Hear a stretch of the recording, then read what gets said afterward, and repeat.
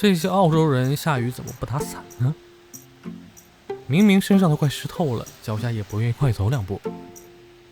一个个深邃的眼窝深沉地站在雨里，镜头里看上去好像在拍电影一样。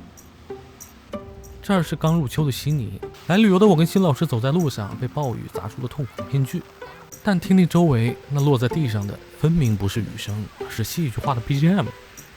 回想那几天的所闻所见，真是感觉自己踏进了一座巨大的电影片场。海鸟、巨树、琴响、涛声，悬崖边的屋子，直面大海的坟墓。面对这些动人心魄的画面，我尽可能多地举起相机，希望能在这座城市多彩而宽阔的胶片里，找出一场从青春到迟暮的人生四季。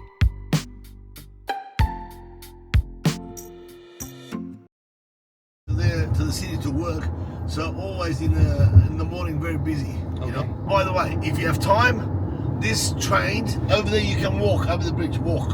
Are you from China? Yeah. I've been to China. You've been to China? Yeah. Where have you been? Which city? I went one day to Guangzhou. Okay. Because I work for Honda, and we go to Honda factory. There's a factory Honda. there. Yeah, Honda car. Yeah. You know what my favorite Chinese is? I don't know if you have it in China, but I have satay prawns with cashew nuts. Satay prawns. I know the dish you just said. Huh? It's called 腰果虾仁 in Chinese. Yeah, okay. I'll browse just there. I'll browse.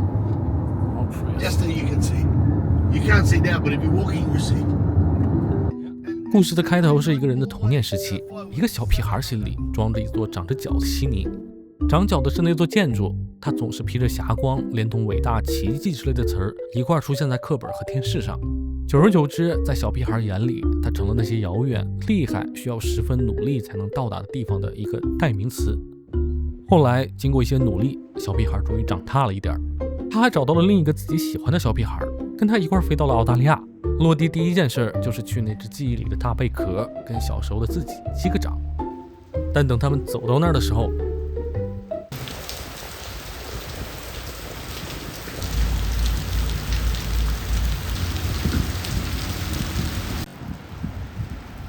钢珠一样的雨滴敲在地上，他听到了自己童年破碎的声音。好在他们四处逛逛，发现悉尼本身依然是个充满孩子气的地儿。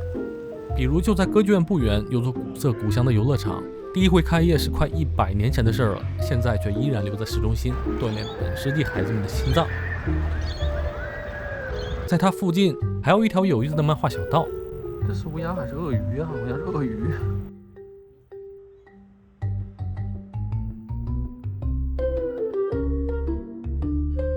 沿着小道一路往北走到居民区，很容易就能碰见这些大摇大摆在马路中间溜达，不知道在找什么吃的灌木火鸡。偶尔还会看见一个好人啊，车还会让他，车不跟他滴滴。悉尼的天气也像孩子一样不可捉摸，暴雨说来就来，但隔了一天就变回了这样。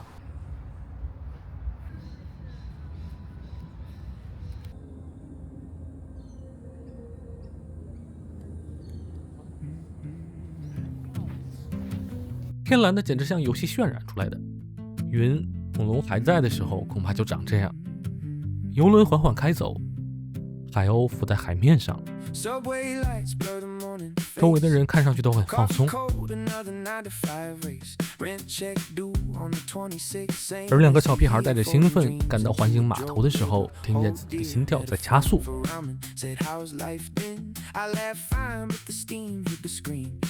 最后在某个地方啪的响了一声。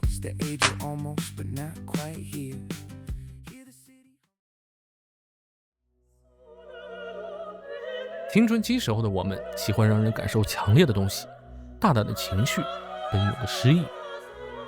我们想象自己戴上一双年轻的眼睛，站到悉尼歌剧院脚下，看它巨大的尖角划开蓝天，看已经挂满灰尘的拱顶厚重的在面前倾倒下来。再向前深入，我们坐进著名的琼萨瑟兰歌剧厅，环顾四周，想象雄浑华美的歌声即将在这里响起的样子，放慢了呼吸的速度。后来我们在这儿听到了卡门，听到了图兰朵，但最后记住的是一位来自塞维利亚的理发师。Figaro, Figaro, Figaro, Figaro, Figaro, Figaro, Figaro, Figaro。开头结尾那个男高音他应该是个华裔吧，他真的很牛逼，我觉得这个情绪非常饱满，把脑壳都贯穿了，就是唱整个剧场全在响。对，就是他们都不用话筒。我实打实的起了鸡皮疙瘩。其实我们哪听得懂这些歌剧艺术，我们只会追着感觉跑。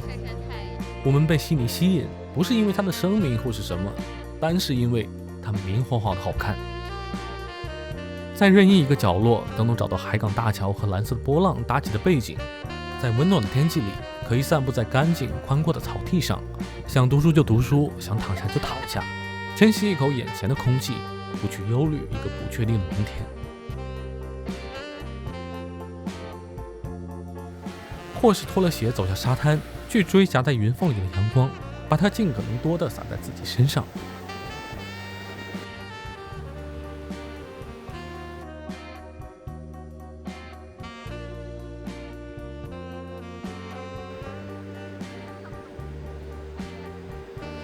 周末可以去集市逛逛，看看艺术家们不也在这练摊呢吗？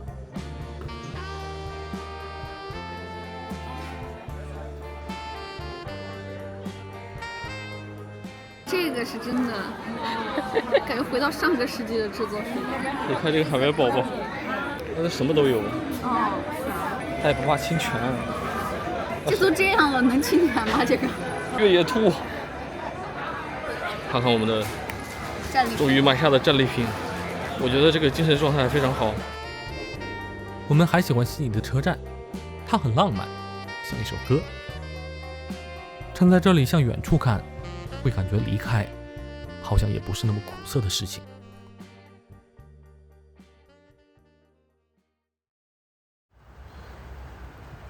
悉尼是个对户外老很友善的地儿，它的城市跟山海是长在一起的。你可以在市区的小花园里见到这样粗壮的榕树，巨大的板状根估计厚到能挡子弹。你还能在一些公寓边的草地上找到几只梳着摇滚发型的冠鹫，在路边追这些叫声欢快的澳洲喜鹊。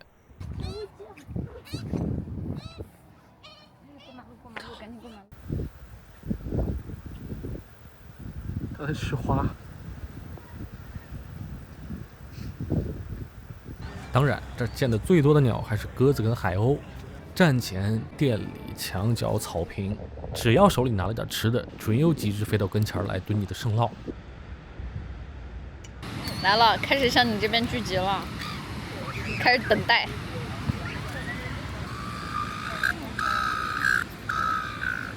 他在催你，说你搞快一点。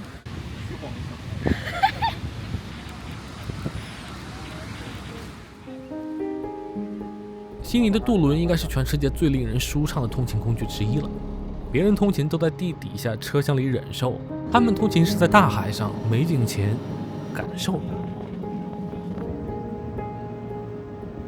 踏上这种渡轮可以方便地来到一些徒步路线的起点，大部分靠着海岸线，里程不长，坡度不高，但风景极好，一路上都能听到海浪的声音。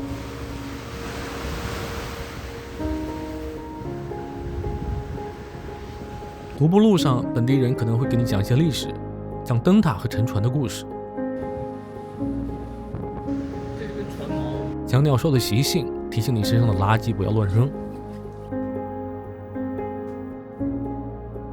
夏天来的话，他们会在牌子上告诉你，这儿有机会看见翻到海面上的鲸鱼。能看见啥吗？没看见的话，也可以数数对面的悬崖上有多少间房。这些盖在风口浪尖上的房子看着朴素，却是实打实的豪宅。查了一下，买卖的成交价都在1000万澳元以上。因为位置特殊，为了不让海风和盐雾慢慢把房子吃掉，为了地基的持续稳固，每年的维护费用应该也不是一笔小钱。你说万一风暴来了，住在里面的人会是什么样的感觉呢？更让中国人羡慕的应该是房子旁边这片大的离谱的草坪。你看，很远处那个是一块足球场，旁边还有2块篮球场。对，然后剩这么大的地界，这么大的空气清澈、背靠大海的草坪，他们就这么空着。放眼望去，就那么7、8个人，遛着7、8条狗。小狗们在这种地方跑起来，肯定贼开心。我也羡慕这些从小就能在这方广阔天地里疯跑的小孩。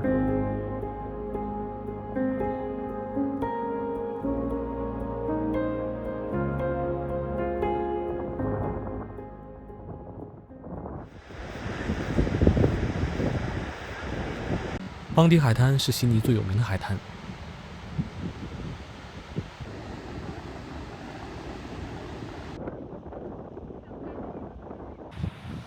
不久之前，这里刚发生了一场可怕的枪击案。我们到的时候，在这里听到呼啸的风声，但不太见到死亡和悲伤的影子。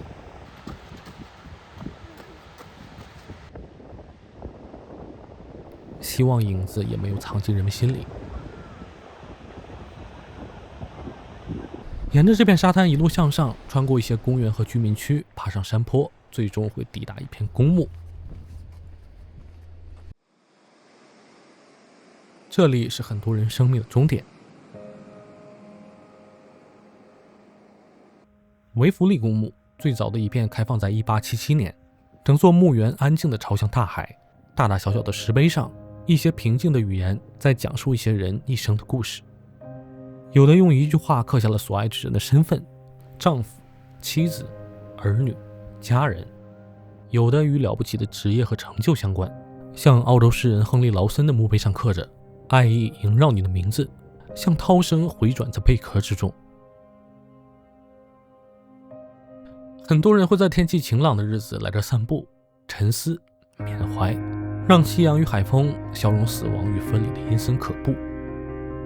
而那天我们走在阴云与暮色之间，说实话还是有一点害怕，但也在同一时刻想起了生命的可贵，想起了自己的童年、青年、当下，但想不到那些更加遥远的明天。